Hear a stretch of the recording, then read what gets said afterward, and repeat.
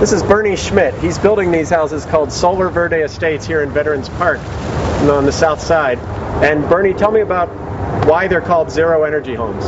They're called zero energy homes because basically the sun makes all the energy, all the electricity, and in 1 year they'll make enough, the sun will make enough electricity that you'll supply the whole needs of the house for the entire year. So these are the solar panels I'm looking at on the roof? Yeah, they're actually solar shingles. We call them shingles or tiles. They were invented by a company in California. We adapted them to the Midwest asphalt roofing needs, so they kind of look like a large skylight that's stacked up. But they're integrated into the roof, and they're called a BIPV, which is a building integrated photovoltaic system. These products that you use making the porch and other things, you used a lot of green products. Yeah, the products we used here were basically all the finished products are made from Trex simulated wood product, we call it. These are made from recycled, 100% recycled material, wood shavings, plastic bottles. They're all built into a piece of what's called a synthetic lumber. This whole porch deck. The deck, the posts, the railings, the beam, everything in this porch is. All right, now these windows are where we can see your engineered wall, the effect of your engineered wall, right? Yeah, what you see here at the window are several things. One is you see a real deep windowsill. The reason that is because the exterior wall system, what we call a system, is actually EPS, extruded polystyrene wall system that's 7.5 inches thick, has an R40 rating. R40 insulation rating. Now those are actually the exterior wall. It's a structural wall because it's reinforced by steel on the inside and the outside. The steel does not go through the wall, it's just on the inside and the outside, protecting the thermal break aspect of the wall. So what this does is make the house really tight to hold heat. Makes it very tight. As a matter of fact, we had a blower test done and our score was in the 30s. I think it was like 34. And that means? Where a normal house would be like 85. Wow. Meaning somewhere you're leaking a lot less. If you're zero, you're so tight you can't breathe. Your kitchens are green, Bernie. Tell me about them. Well, they start with the cabinets, which are made out of, it's actually what looks like a particle board box, but it's made of wheat straw. So it's called wheat board. Wheat straw? Yeah, wheat board was what this product is called, is made from wheat straw. And what is typical particle board made of instead? Wood chips from pine or any kind of leftover wood product that they're using in the milling process. And then you've got these countertops? And but wait a minute, Dennis, the doors are made from reclaimed beech from Germany. Really? This pulled out of old buildings, and they ship it over here, and they make cabinet doors out of it. All these cabinet doors? Yes, they are. This is the basic model that we're looking at here. Great. Next door, we'll see the other one. The countertops are made, these look like regular Formica tops. Yeah, if anybody looks at it. This is recycled plastic. Really? Recycled Formica. Nice. And you know, plastic really sets itself up well for being recycled. We know that. They use bottles. Anything plastic you put in a special bin now at your house, correct? Right. Well, some of it ends up right here on the new countertop. Here's where it ends up. That's cool. Yeah. And your floors, we can't see a lot of it because it's still being... Well, if you go over here, you can see the real well. It's this is a natural bamboo. This is the color it comes out. It just has a no VOC polyurethane treatment to it. And all your paint is no VOC too? All the paint is no VOC, right. This is the hot water heater. Notice it's not round and big. It's very really small. And I call it my anti-shake case. Well, we put it up because this is what's going to save you a lot of electricity. Yeah? It's electric because when you're not here, it's not doing anything.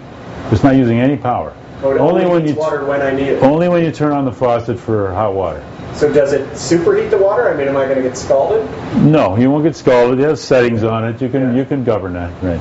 So here in the basement, we've got a better view of this wall system? Yeah, here in the unfinished basement, you can see the wall system, how it starts from the foundation and it goes up. This is the EPS, the extruded polystyrene, right here. Basically styrofoam. And that's 7.5 inches thick, solid. Really? It's a solid block. It's like an iceberg. This is the steel reinforcement. It's 2 inches by 1 inch deep, and it's on both sides. So this is what my walls are built of instead of brick or frame. Right. It's very easy to screw a sheet of drywall on this or a sheet of plywood from the outside. A workman can do that very easily. And these weigh nothing. You don't need a crane to pick them up. They deliver them to site in a big stack. Guys are carrying them around like they're very strong, but They're very light. Really just it's styrofoam. Everybody I knows. need to get some of that. Everybody knows that, right? All right, Dennis, one of the things I want to show you in this house, we're on the second floor now in the master bedroom. We wanted to show that you can actually build green homes very elegant and luxurious. Here's the high ceilings, the tray ceiling. We've got a big rise to a clear story. That does a lot of things for you. Lets a lot more light in the room. And light's good because you don't have to turn on the lights when you come in here during the day, so you're saving energy. But also, the tile? And the tile is made of 50% recycled material. No, that's great. I'm not going in because it's hard to get in. But the one thing I want to show is you don't have to build green to be poor. It can be luxurious as well. Right. This is the inverter. What an inverter does is it transfers the electric from DC to AC. Because your house is running on AC, what you're making on the roof is DC power. DC is like that's direct current, like battery power. You cannot plug your blender or your vacuum cleaner into DC. It's going to burn it out. You have to have AC. AC is alternating current. This inverter is the machine that converts it. You lose about 20% of your power that way, but there's the only way to do it. That's technology right now. There is the possibility of converting your whole house to DC appliances and DC everything, but that would cost you more than losing the 20%. So what we do is we size the system a little larger to cover the loss. Oh, I see. But it's always there, so if someday they come up with some way of using it all, it's there to be used, correct? Got one of these shingles with you. Tell me how it works. This is the shingle that is on the roof making the power. This is about 36 inches long and about 17 inches this way. Each one overlaps on the top of the next one, so where my hand is would be the next one. Just so like this shingles. is just like shingles. So this is what's exposed, and if you can see it closer, and you may not because it's black, there's a small hexagonal blue silicone wafer in here. There's 10 of them. Not seeing it. It's 1, 2, 3, 4, 5. There's actually 12 of them.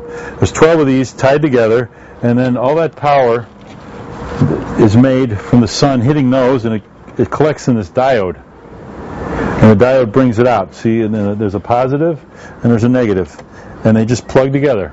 It's the old plug and play. Wow. So how many will be on the roof? How many are on the roof? I have 130 on this roof. Really? So that's a 4.5 kilowatt system, because each one of these makes 35 watts in full sun. That's what these shingles will do. And from there, that power is wired down to that inverter that we saw before.